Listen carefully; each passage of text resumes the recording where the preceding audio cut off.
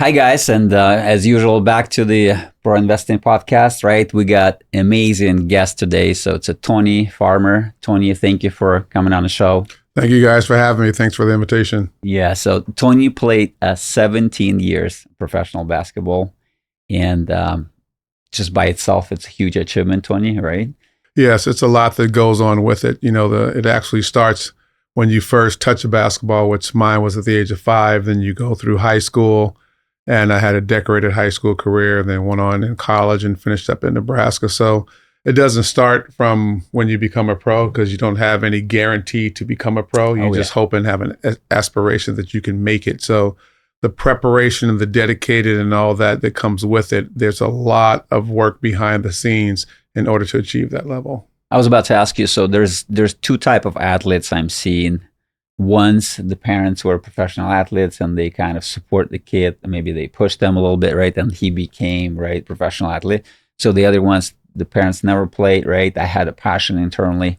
Which one you are now? Mine is a professional one. So my father played high school football, college football, professional football. My older brother played 10 years in the NFL. Wow. So all that I've seen coming up, right, and coming in, and my dad pushed me.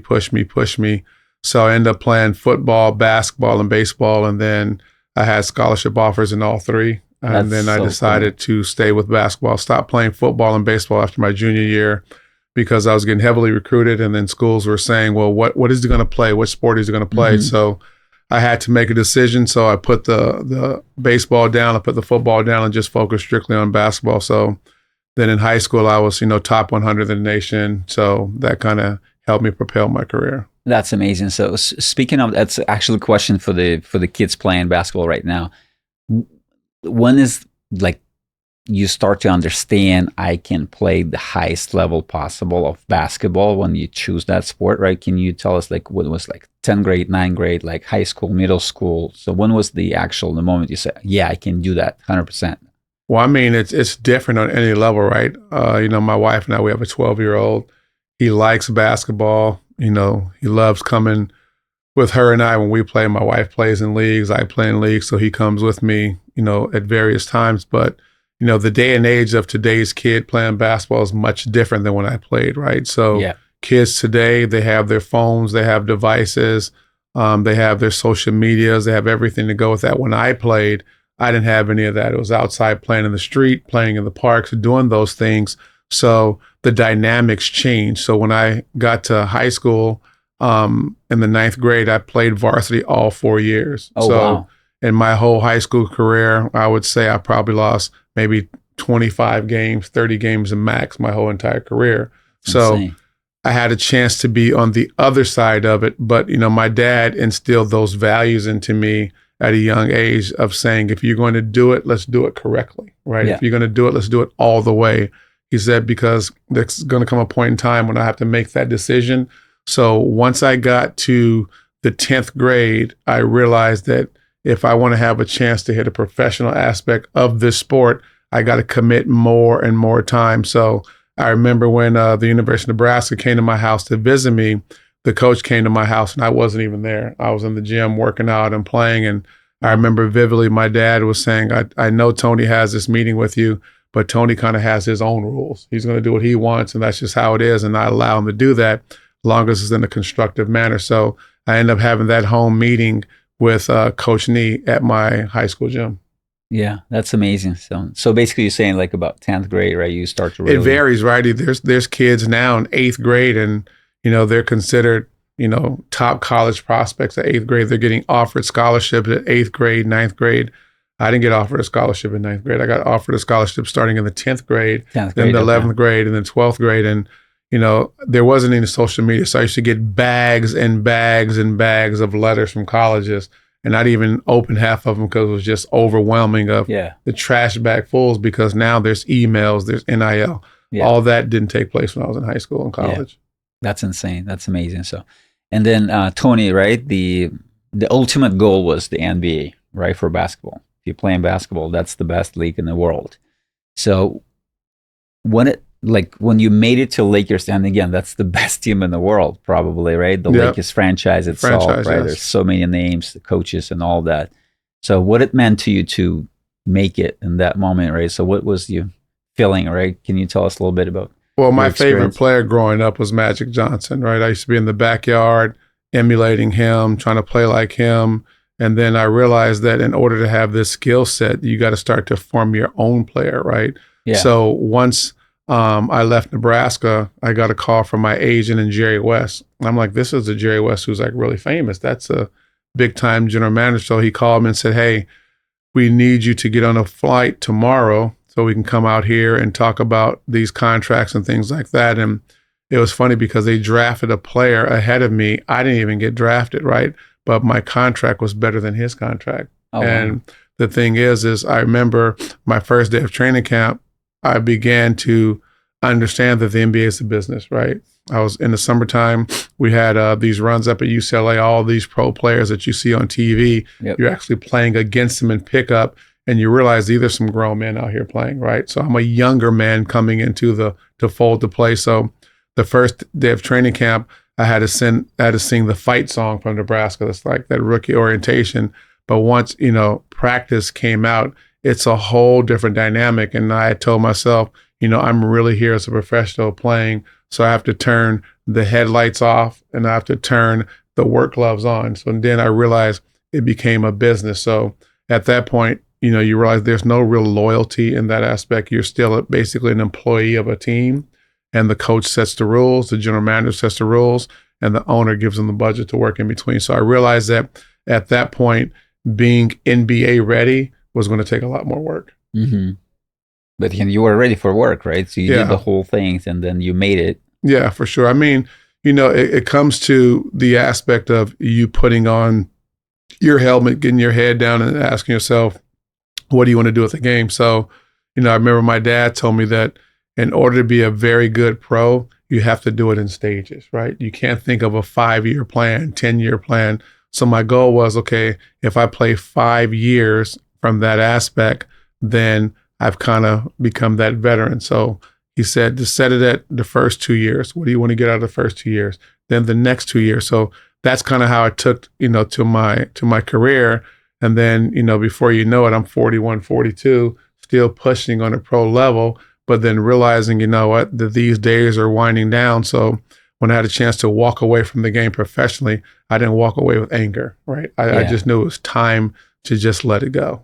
Yeah, absolutely. So, and again, so I want to touch the base of probably Miami Heat as well, because you played with, you had a chance, right, be coach and played under the coach with Pat Riley. Mm-hmm. Can you tell us a little bit of experience playing with him, right? Yeah, Under that his was supervision. that was a lot different than any other pro situation I've been in. I had just got back from France, and I was living in Miami at the time, and they had a 3-day camp, and Pat Riley had spoken to my agent and told Mitch, he said, hey, we want to bring in Tony for 3 days. And if everything works out, we're going to sign him to a guaranteed contract. And so I told my agent, I have a 2-year deal in France.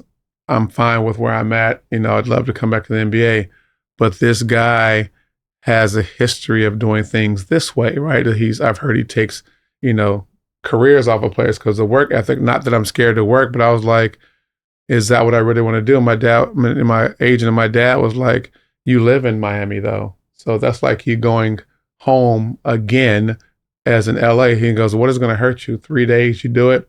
Yeah. So the crazy thing is I'll never forget myself and Isaac Austin. We went to the 3-day camp, and it was great for me because I had just came back from France from the championship of being over there. We had just won it, so I was still in great shape. So the camp started 3 days after my arrival. Oh, wow. So I said, okay, well, at the end of the day, I might as well do it.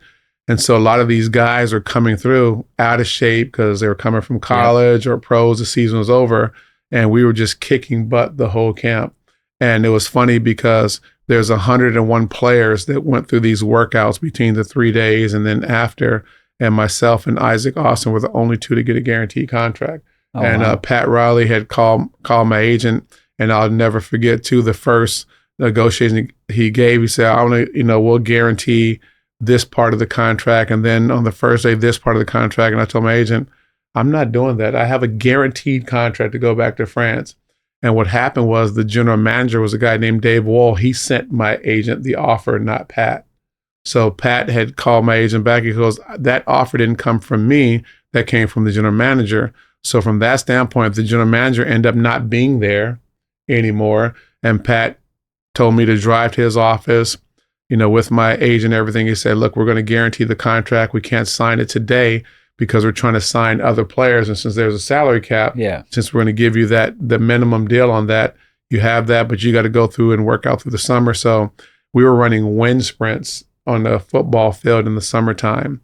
And then in the fall, we had a 17s test. So you have to go the width of the court 17 times in a minute. And you have to do 5 of them in a row before you can start practice. If you don't make it, you go through practice and come back the next day and do it again. And you have 3 times that if you don't make it in 3 times, you're automatically cut. He doesn't care what the contract is. He's just going to pay you. So from that standpoint is I did it. So if you're a guard, you can do it in 61 seconds. As a shooting guard, 62, small forward, 63, power forward 64, center 65. You have to be an average. So you see 1, 2, 3, 4, 5, just a position. So I was playing small forward, power forward. So I gave him a coin. He said, Tony, we're going to flip. If you win, you can go to 64. If I win, you do 63. So I won. Right. So I had to average 64 seconds through all 5. And so his rule is you get to bank the other seconds if you finish ahead. Oh, wow. So I said, okay, since I'm a numbers person, I can't draw. I'm not an artist. I said, I know how to calculate this. So the first one, I ran with a 59. So anyway, to make a long story short, by the time I got to the last one, I had 12 seconds banked. So now I can run 76 seconds. You can run 76. Like when my wife trained for her bodybuilding, we do wind sprints. So she was doing some of the drills, right? So the last one, I start jogging. And just because I know we have to go through this tough practice. And he yells, he said, Tony Farmer, you're slacking, and that's not fair. You're not. And then our strength and conditioning coach, Bill Ferentz, said, Pat, these are your rules. You need to salute him for being in the best shape coming in here. So you banked the 12 seconds. So I was jogging and I wasn't laughing, but I was laughing inside because I was like telling him I got him, right? So I ended up finishing, and that's a true story. That's just how he is. And you can ask any player to this day, those rules are the same. Maybe not the contract piece, because these guys got guaranteed contracts. So cool. We all got guaranteed contracts, but the conditioning. And then during the season, if your body fat is not under 10%, you got to ride the bike, extra lift. So that's why you see how he is. He's won so many championships. And then about 2 or 3 weeks ago, we saw Magic at the game, and him and I hugged. He met my wife, he met Bryan, he saw my son, and the first thing he asked me, he goes, are you still shooting that basketball like you do? And I was like, yep, still playing. So it's good that you kind of have that resignation and recollection of things, but he's probably the toughest basketball coach I've ever played for. That's such a cool story. So that's true. I want to go work out now. Yep. So it's run definitely 17 like courts. Okay, Tony, thank you. It's an inspirational story for young guys, I feel like. Okay, so let's move over to overseas. This is whole nother level, different animal, right? Mm-hmm. There's any maybe country or club you really enjoyed played with, like, because it's different experience, right? Maybe you want to elaborate on that too, though. Yeah, it's definitely a different experience. When I first went to overseas for my first time, I went to Spain to a team called Bryan and Lugo. So I had left, and my agent said, hey, you want to go over here and finish the season? They're going to pay you a lot of money just for 3 months to help them. Period of just time, a short period of time. And since you've never been, I think it's a way to do it. So I played in Bryan and Lugo. They paid me $45,000 for 2 months. Wow. And then the thing is, I was already playing, and then a team in France, which was a top team over there, had wanted to replace a player. So I went over there and to replace him, and went to the finals and played against Tony Kukoc and Terry Teagle in the finals. And it was an interesting dynamic. I was like, I can do this over here. So I didn't speak the language at the time in France. So I had my interpreter used to walk around with me everywhere and would speak for me. So I said to him, hey, before you speak, you need to start telling me what you said, because if I have to knock somebody out for you saying the wrong thing, then I didn't know what's going on. So he started to tell me, and I started to learn. I started to pick up the language. And so then we went there, and I loved it. And I remember coming home, and I had flown my dad over there at the time, and he loved it. And, my dad, passed away years ago, but, he was over there like he was the coach, like he was the GM and all this kind of stuff. And it was pretty funny. But so I went over there and went to the championship. My first year we lost. And then I had a chance to go back again to France. And then we won the championship with the same team for 3 seasons and everything. And it really helped me hone my skills. And, I was averaging 20 something points a game, won the championships. I was like, man, I'm like Michael Jordan over here. So it was cool. A different hat that you're wearing because now I'm the man, right? You're the best one. Yep. Right? And my wife can tell you still to this day, fans hit me up. And then I played in Puerto Rico, which is a summer league. So summer league in Puerto Rico is 3 months. And so it was great because my contract was finished in the NBA. So I was technically free, to play. So I was able to play and then I'd sign my contract again. And I went over there and I got rated one of the best players in the history of the league as an American to play. And I made the all-decade team and I'm going to go to the Hall of Fame down there, pretty soon. But overseas was a very different experience, right? I played for a team in France, Italy, Greece, Spain, and Russia. But I've been to so many countries. And, I tell my wife these stories and we always tease each other and said, if I was with her at the time when I played, I probably would have had a shredded body, probably been eating broccoli 24/7 and all this kind of stuff. But it's crazy because the lifestyle is so different, right? You play 40 games, 45 games as opposed to 82 games. Yep. And you have 2 games a week if you're in the European Cup. And if you don't, you have 1 game a week. And so the games are on Saturday night, but it's crazy because they can smoke in their gyms, over there. And there's been times when we play like in Turkey and different places, they have like these hot coins that they were throwing on the court. And I remember one time I got hit with one of these coins and I was about to go up to the stands and grab the guy. My coach was like, no, you can't do it because they'll just grab you and just start trying to beat on you and all that. I said, well, they're going to have to stop that because I'm not going to stop being me. But the passion that they have, I remember we played a team called Partizan, right? And we played them Serbian. And a Serbian team. I was like, what in the world is going on? So 2 hours before the game, the gym was packed. And I saw all black and white of the colors. And I'm like, this is insane. So I remember I had spoke to Vlade Divac. I said, hey, what's going on with these people? He goes, that's just their passion. Greece is the same way. They've got these rival teams. So I played for a team called Heracles in Greece, and there's 4 teams in the same cities, and they hate each other. We're living in the same city, and the teams and the fan base hate each other with a passion. So it was pretty interesting. And I had a chance to see, some crazy soccer games. So you understand and start to learn that the dynamic of sports in Europe, they live and they breathe it for their team only. They're not going to say, oh, I'm with Manchester United, but let me go ahead and go to a Liverpool game. In the leagues I played in, they weren't doing that because it wasn't allowed, but it really just teaches you about how the other aspects of life are so different from these people. So it was a great experience, right? I wouldn't change it, but, doing 9 years over there was the various countries that I played in, the teams I played for, you take these life lessons. Yeah.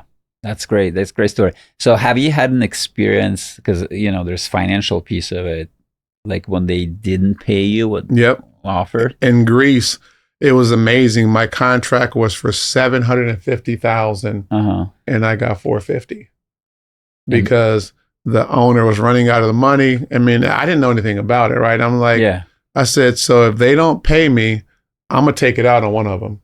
And my agent's like, no, we can't do that. And then you try to, you go to court and you're never going to get it in court. So that's my only experience in Greece and my last experience in Greece.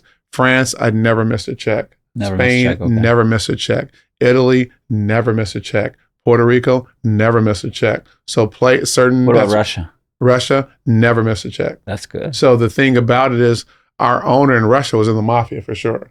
So I remember it was insane. And so I started to learn some bad Russian words, right? And so I had to understand. My owner used to tell me, you're my favorite American to ever play for me. Really? Wow. I said, why? She said, because his exact words is, you don't take any with the S, right? Yeah. So I was like, he goes, and I have to make sure I pay you because I think you'll get so angry and you'll just want to kill someone if you don't get paid. So he had these guys that was with him. And they would have all these blacked out cars and all this. Yep. And so he was paying the Russian guys in cash. In cash. Yeah. And I told him, I said, hey, I'm gonna start saying these bad Russian words that you guys are teaching me if you guys don't give me my money. So he said, Tony, we're gonna wire your money. So I never remember that one of the guys on my team, I nicknamed him Shot because he can really shoot. His name Igor Kudelin. Yeah. And I played for a team in Russia. So our team was called Lokomotiv. We played in a city called Mineral Water. But for that year, we played in Rostov because it was renovating the arena. Yeah. So our owner comes to practice with all these briefcases. And I'm like, what in the world are you guys? I said, how are you going to take your money home? Like and he said, part of the movie, right? He goes, I said, this is like in Godfather or something. And they're like, oh, no, bro, this is the Russian tradition. We do this normally every day. And I was like, so how do you guys pay for your cars and car loans and all? He goes, oh, we don't have car loans over here. We don't have house loans over here. We keep the money. So anyway, Shot, he had to be making $25,000 a month because he was one of the best. And so they came there with all these Russian rubles and it looked like confetti. It was so much money.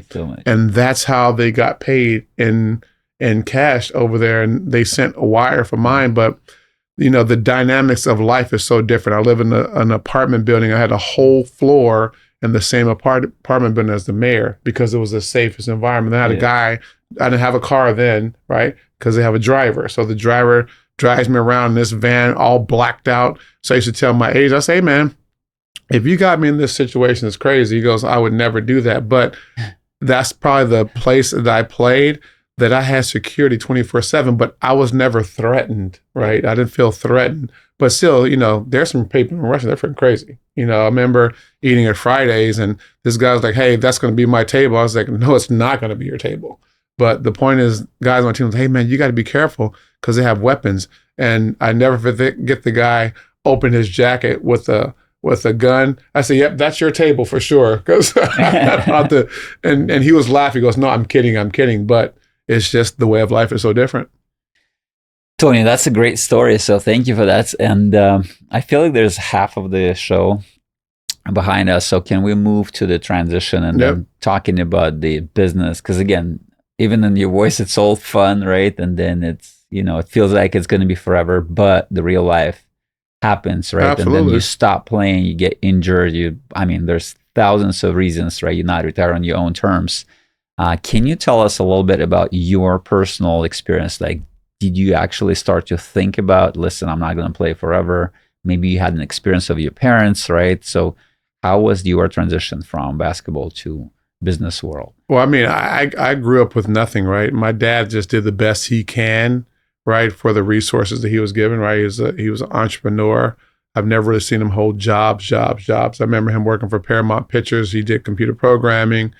You know, he worked for a company called Control Data. He did sales with, Anheuser-Busch. So, and then he said, you know what, son, I can't support you for what you need if I have to go to work. And I remember several times I was at the age of 12, I lived in, the hood in LA, bars on the doors, on the windows, and, gang infested, but I was never really scared because I kind of grew up in that environment already. So it wasn't like I felt like, I didn't have a way out.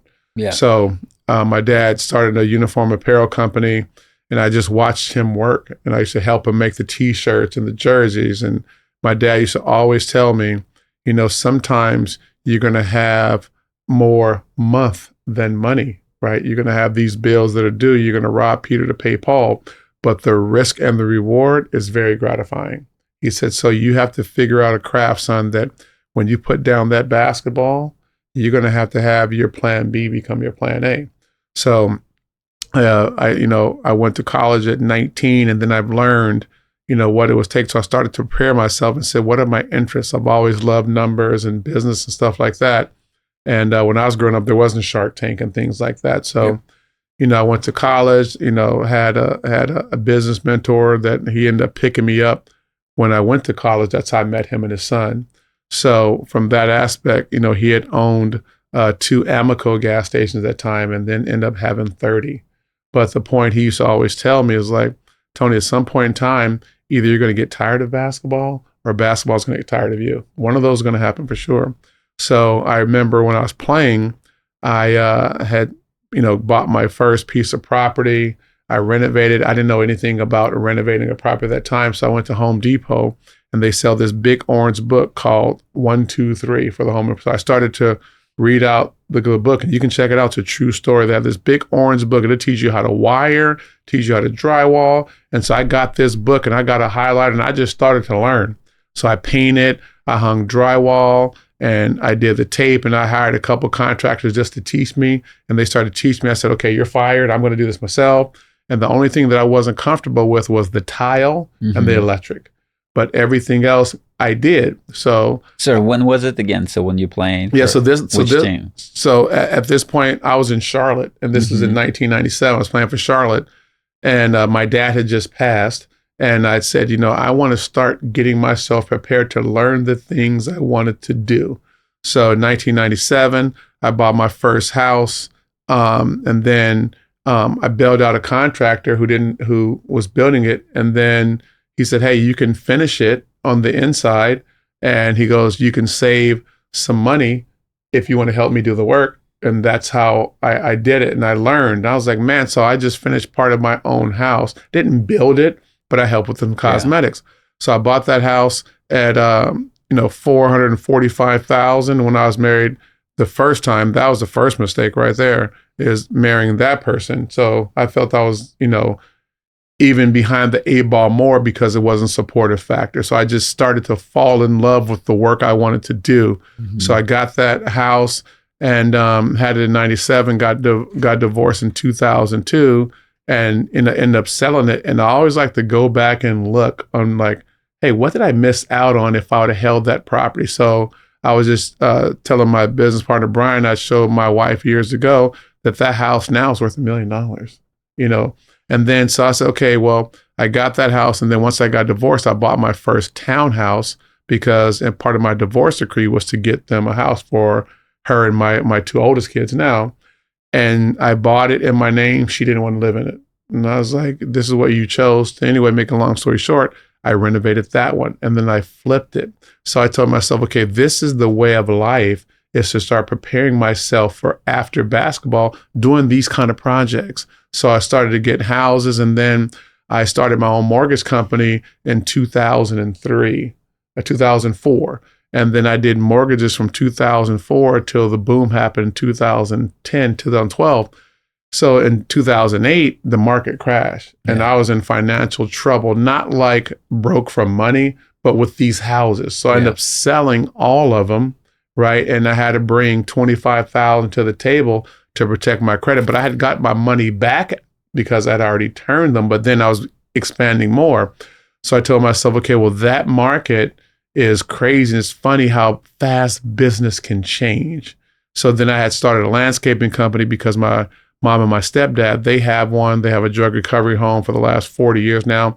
So I really started to say, okay, I want to make sure I don't have any job. So I didn't have any job. I just built, and I've had tougher months than other months. And then I started to really understand that my forte is building traditional business. So as I was playing, I said, if I have these financial pitfalls, I want to have them while I'm playing to give me a chance to recover, as opposed to when I'm not playing. So then once I retired, I started to do more entrepreneurial things, started to learn more and more, started to build. And I just realized I love business even more than basketball as I'm away from it, because now basketball is just recreation. So then started to do different things. I met my wife 2016, 2017. So when I first met her, she was working for AT&T. And I told her, so we were talking about, how business was. And I met her because we were sponsored by the same meal company. And I said, well, so just let you know, I don't do the job thing. I just do the business thing. And so I had already some vested business interests, when I met her. So I said, but you should do this, right? Having, Milan, he's 2, gives us a chance to prosper without knocking on the door of somebody telling us what to do. She said, well, I'm just used to working. I like to have the guaranteed check and all that. So, okay, so what is it going to take for you to see that being an entrepreneur is the way of life? Are you going to trust me? She's like, yeah. So she says, you have to be able to pay my salary for a year in order for me to walk away. I said, okay, well, I have some pretty big things moving already. Give me about 2 weeks to a month. And she looked at me like, yeah, okay. We had just met, right? Not too long ago. and we weren't together that long. I said, okay. So she was AT&T, and it was up off of Wilshire and Santa Monica. And she's from Northern California. She started down here. And I said, hey, I need you to do me a favor. She goes, sure. What is that? I said, can you just check the bank account, because maybe you can get in from your phone, because I can't get in from my phone. I can get in from my phone. I just wanted her to see. So she logged in, and the account had $42,000 in that specific account. I said, so now what? She goes, well, I'm done. She told her manager, I'm done. And she drove home on her lunch break and had never seen it again. So her and I, obviously, being together, we started to build our empire together, right? We started to do that. And she started to really see and witness the fact of the ups and the downs of entrepreneurial, right? So we've been together for such of a long time now, and we built our empire together. We got into trucking together, other business interests together. We were working with a company that was that we were helping to take public, lost $300,000 in that deal, right? And to the point that it pretty much bankrupted us. And this was, almost 8 years ago. And so I said, you know what? This lets me know that there's a lot of athletes, a lot of people that go through this. 'Cause I've seen people, my peers and everything, just blow their whole empire. And so, my wife was in tears, but I wasn't. I said, we just have to get to work. So we end up saying to ourselves, we're no longer bringing in the craziness of business partners like we did in the past. We're going to bank on us. So we banked on us. We got into trucking in 2018, 2019. We had some routes in Vegas. We ended up getting some routes in California. So what happened was we bought a business that was failing from a retirement, a couple who's going to lose their routes with FedEx. We ended up buying it for $700,000. And her and I said, you know what? Let's sell this, because it's a lot of work, and let's just move on. So at that time, we started preparing with Amazon. Amazon started to recruit me to go over there and have semi trucks. So at that point in time, we did it. So we bought our FedEx business for $750,000, and that was in February of 2021. We sold that business in November 11th of 2022 for $1.5 million, double the money. Took part of those earnings. My wife started a trucking company of her own, CMT Logistics, running 14 to 15 trucks that we had on that side. And then I started in May with Amazon in May of 2023. So we took all that with our empire. And then in her first year in Amazon, she did 1.7 million in revenue. And my half a year with Amazon, I did 1.2. Last year we did 3.4. This year we'll do 3.5. And the biggest baby that we started, we gave birth to a brand new kid. His name is Luxara. So Luxara is the company that we have now. So we have contracts with Verizon, AT&T, T-Mobile, DirecTV. We have our own internet hotspot. The Dragon router that I brought today, that's part of Verizon. So we've started that June 16th, and we just did an evaluation on it, even just a short time. And that company is valued now between 7 and 12 million already because of the proprietary assets and technology that we have. I say that because if you really want to build a business and you really want to take the risk and you trust the good Lord above and you have a partner that you can gravitate that success with, and you have another great partner like we do, Bryan, to gravitate, good things can happen. So my advice to any athlete coming in is to find your passion and don't find your niche, create your niche, because we built our empire now based off of hard work. So now financially, we don't have that issue every day. We don't have to deal with that. We can pay our bills on auto pay. We can have a cushion here. We can build this. I can go out to a bank and get $175,000 tomorrow if I want. But I say that because it took work of consistency, gravity to grow. So the thing is, I don't have a problem of not being an NBA player, right? Talk to guys all the time, see guys all the time. There isn't a place that me and Bryan and my wife go that someone doesn't know me. It's shocking. Me and Bryan were in Arizona to go pick up some of our product for Verizon. Walk to the airport, and one of my NBA friends, who's a referee, Kevin Cutler, walks up, gives him a big hug, and I introduced Bryan as our business partner. He goes, this guy is one you want to connect with business. I don't know how he does it, but he just always finds success. He goes in the best piece about it, it's illegal.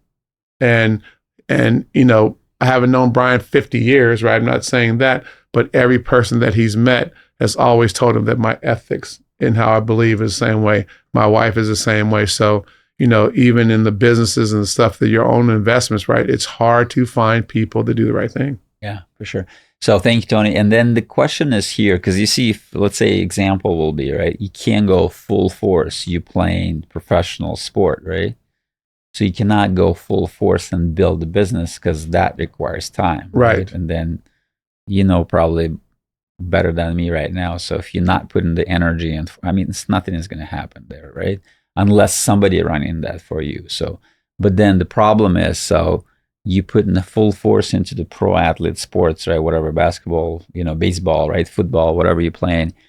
And then how would you structure that deal when you want to learn, you want to be part of this, whatever the venture they're doing. Let's say you I don't know, last mile delivery, and then so what's the way out? Because you can't. Yeah. Really so what we do with Amazon, Amazon is a middle mile, right? We have all semi trucks. So we have 26 semi trucks that we have about a driver staff, about 50 drivers, and then we have managers, and we have other people in Luxar. So we probably have in our book of business with paying and stuff like that, 60 people plus.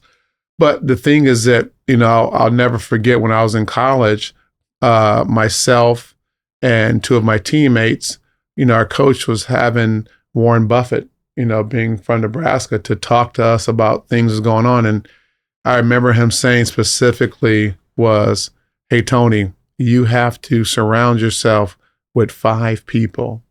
And the people you spend the most time with, the 5 people, are going to be the average of your income or your net worth, because your conversations are going to be the same. So the thing is once you have someone that you can trust to be like your right-hand man or right-hand woman, whatever you choose, you have to instill that trust off of behaviors, right? I don't think any athlete should have someone else writing their checks, right?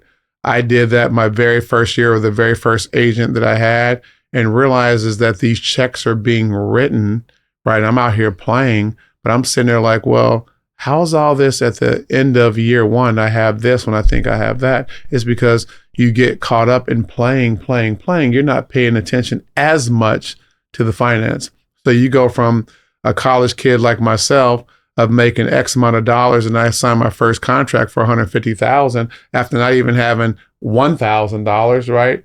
Then there's a big difference. So you have to be able to find a person that you can trust, but has the same vision that you have, right? If you look at a lot of these athletes, and I know James Harden, he went to my high school, for example, and the people that are in his network are people that he placed there, right? I'm really good friends with Damian Lillard, and I remember telling him in college that you have to surround yourself with right business people. He was a ball boy when I was with the Warriors. So now he's worth $400 million. Steph Curry was a ball boy when I was with Charlotte. He's worth $500 million. And I had this conversation with my son, youngest son, last week. I know this past Sunday, we were driving home, and we passed a Walmart in an area that's super huge. And I said, son, look up how much money Walmart makes. And he said, oh my gosh, they sit there and make between 15 and $20 billion a year. He goes, no wonder everybody has so many jobs at Walmart, because Walmart makes so much money. I said, no, son, it's the opposite. Walmart doesn't pay their employees that much. They keep more for the company. I said, so when you own a business like mom and dad does, you think about the business first, because that's how you eat. You think about the employees second, that's how they eat, and you think about the future every day. I said, look up Amazon. He looked at Amazon and it said 469 billion. He says, no wonder we have so many trucks with him. So his concept is in the right lane, but the point is he is understanding. I think if more younger athletes with their parents are taught the game of life first before the game on the court or the field, it would be different. And I think players have to surround themselves with the like minds. If you look at LeBron James, how come he's never been arrested? because he surrounds himself with people. I remember the first day of training camp, he came into the locker room. He came in a Hummer. He came with 3 guys, Maverick and his other 2 guys that he was with, Rich Paul. He met Rich Paul on an airplane where Rich Paul sold him a jersey.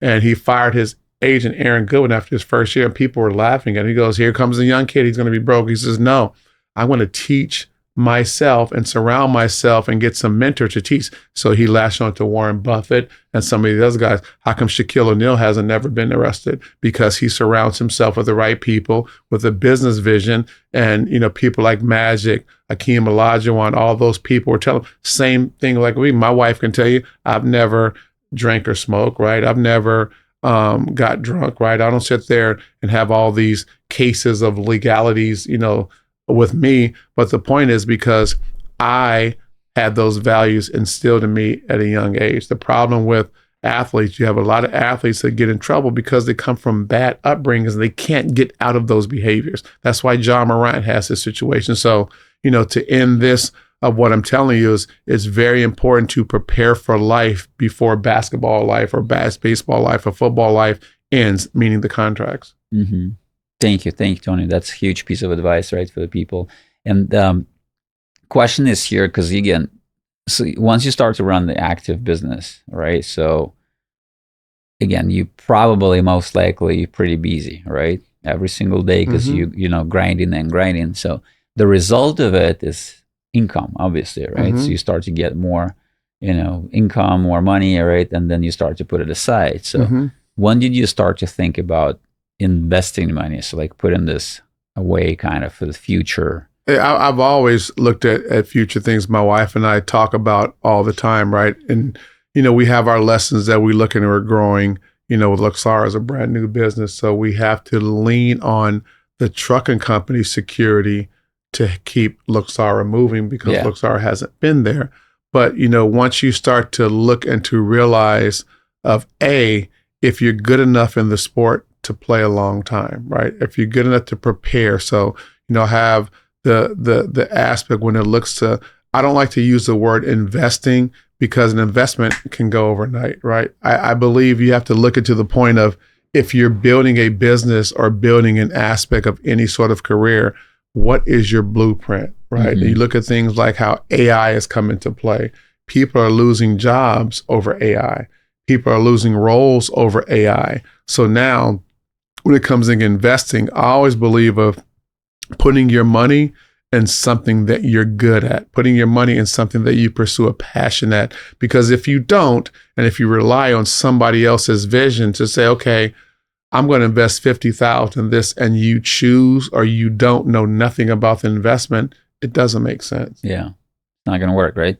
So we're ready to close out, right, the show, and then there's like a short questions and answers. And it's going to be 4 of those, right? And the first one, what does the freedom look like for you today? I make my own schedule every day, right? I don't have to wake up to a schedule. And the other day, my wife can tell you, I asked her to take my son to school and take our son to school because I was just tired from going to bed at 4 o'clock in the morning. She took him, right? My wife does what she wants when she wants, goes to the gym, picks our kid up, from school every day. So I've awarded myself that freedom every single day of the week, 7 days a week. Our trucking company, we have 3 managers. We have 40-something drivers. I've been to the yard to see of what I need to do probably one time in 3 to 4 months. It's because I worked hard when we first started. I did 60 days straight with no days off at putting in the systems in place. My wife does a whole admin with her team. She does everything with the payroll with her team. I'm involved with operations on our team. We have 6 dispatchers that work for us 24 hours a day, 7 days a week in the country of Bulgaria, of all places. So I've made that sacrifice, right? We've done that grind in FedEx. And the thing is freedom comes from you putting systems in place. Now, as well as I know AI with Bryan and what we're doing, we run our company skinny. If you went to our office tomorrow, it seems like a ghost town. It's operating, but it's operating by systems, not by man every day on certain components, but the dispatchers and the managers. My wife and I and our team, we put all that in place so her and I can have that freedom that we feel that we've merited. Yeah, that's beautiful. So the next question is, what advice would you give your younger self? The advice I'd probably give my younger self is not be so trusting to people that you think can be trusted, right? You feel like you're building a level of trust, where trust should build a shield around you, and it doesn't build a shield. It builds a gate that's knocked down. So now, if I were to give a young person advice, is become your own gatekeeper. Don't trust people that you think you can trust. If you can't trust yourself and do it, or if your gut tells you this ain't it, stop. Yeah. And then next question, what are you building right now? Obviously, it's Luxara, right? That's we're building Luxara, which is our super huge opportunity that we have. We have some dynamic things that we're doing. We've built our own systems. We built our own website, built our own back office. We're in the direct sell industry, which is MLM platform. We have that, and we have our corporate, and we're the only partner that Verizon has in the direct selling industry. So they've trusted us as a young company. We're growing with them.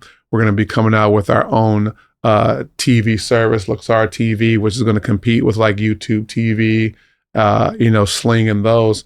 And we're just growing that, right? We have a hotspot we created. We have this Dragon router. So that's the next wave of what we're doing, because that's services and products that people are paying every day. Whoever you guys have here for the internet, you're using someone. We use our own, right? Whoever you guys have your cell phone bill. So Verizon, with us being a partner of Verizon, if you got our cell phone service for $60 a month, you're paying us, not Verizon. If you got this internet package that I brought here today, you pay us $100 a month, not Verizon. So DirecTV is all with streaming on an app, not the satellite. So you pay DirecTV, but we're the one that does the order. So this is a business that will never go anywhere. It's bulletproof because people are paying these services. So we're going to look to expand internationally pretty soon. So this is probably the biggest excitement of opportunity that I've ever been in. Thank you, Tony. Thank you for coming on the show.